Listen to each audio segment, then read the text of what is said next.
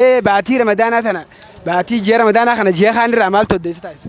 Baatiin Ramadaanaa jechuun baatii khayrii, baatii tobbaa, baatii namuu bakka masjiida deebi'ee ibaadaa godhuu jechaadha. Ji'a ramadaanaa kana ji'a amma keessa jirru kana ji'oota kaaniin ji'a 11 of keessaa qaba waggaan ji'a 11 kana keessaa ji'a tokkichaa kana maaltu addeessa taasisa?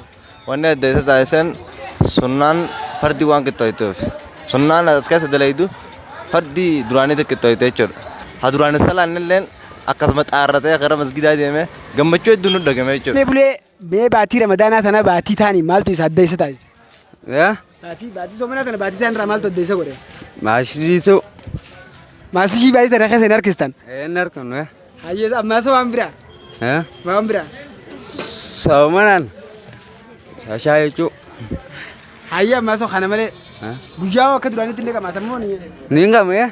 Guyyaa moo guyyaa? Halkan kaa. Halkan. Kanaafuu kanaatu addeessa taasisaa jechuudha. Halkan Ibrahim Fabira. Abdallaa Uummatirkoo baatii ramadaanaa tana baatii ramadaanaa tun baatii taanii adda baatii ramadaanaa tana baatii 11 amanniif keessaa qabu keessa maaltu addeessa taasisa? Soomana. Soomana kana keessa maal fa'a baatii soomanaa jaamtii miisinuu maal fa'a keessa dalagama dalagaa baayitaan keessa hin dalagamne maal fa'a jira?